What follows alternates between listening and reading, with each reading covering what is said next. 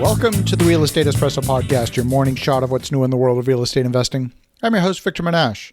While the world has been distracted with the COVID-19 pandemic, and while much of the U.S. has been consumed with rage, China has decided to never let a good crisis go to waste. On today's show, we're talking about the sweeping new security laws in Hong Kong and the impact on real estate in both Canada and the U.S. When Hong Kong's Basic Law came into effect in 1997, it left some unfinished business. It was supposed to be universal suffrage, that is, the right for everyone to vote. That was never implemented. Secondly, there was supposed to be a new national security law. The first attempt to implement it in 2003 was abandoned when more than 500,000 people took to the streets to protest the proposed law. Last week, China's central government imposed a new national security legislation on the city to stamp out a year of protests. The law, which goes into effect immediately, criminalizes activities deemed as separatist, subversive, or terrorist and gives Beijing the authority to deploy state security agencies in the city. Hong Kong's government will be required to strengthen oversight and management of schools, civic organizations, the media, and the internet on matters of national security. Now, having traveled in both Hong Kong and mainland China, I can tell you there's a marked difference between the websites that are accessible from Hong Kong versus mainland China. There's a lot more oversight of the internet in mainland China.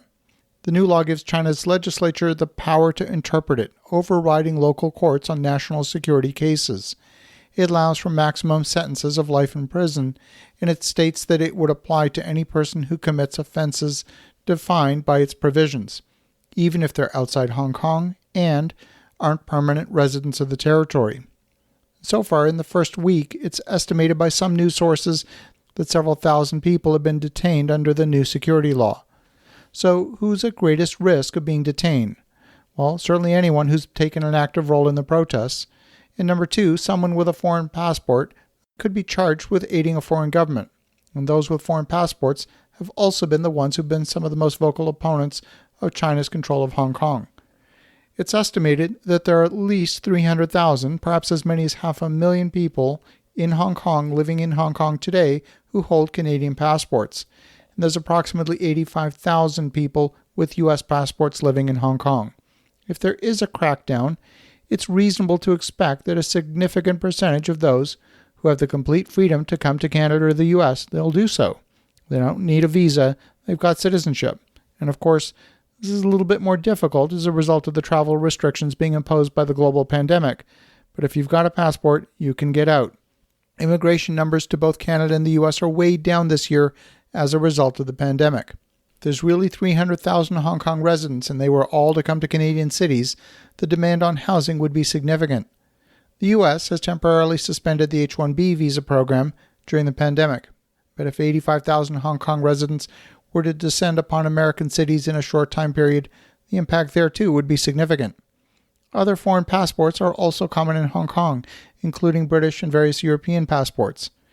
Even after the start of the transition from British to Chinese rule in Hong Kong remained as an attractive place to do business. It's a financial center, third in the world after New York and London. Singapore has put out the welcome mat to Hong Kong residents, and so has Taiwan, which has a vibrant business culture. But Taiwan speaks Mandarin versus the Cantonese that's spoken in Hong Kong. Many would fear a repeat of the Hong Kong crackdown in Taiwan at some point. Residents of Hong Kong have traditionally settled in cities with strong Chinese communities. These include Toronto, Vancouver, San Francisco, Los Angeles, Seattle, and even my own home city of Ottawa. We've already got market conditions with historically low inventory, rapidly increasing prices, and properties routinely selling above asking price in most of these markets. If we see an exodus from Hong Kong, I predict it'll happen quickly. Flights from Hong Kong are significantly reduced, but it'll still be possible for several thousand people a day to leave Hong Kong bound for North America. And despite the worries over COVID-19, I believe that people will fear prison in mainland China more strongly than they'll fear catching COVID-19. So here's the question.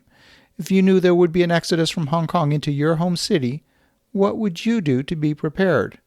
Which properties would you get under contract? Which real estate agents would you make sure to communicate with? What financing would you get lined up to take down properties in advance of their arrival?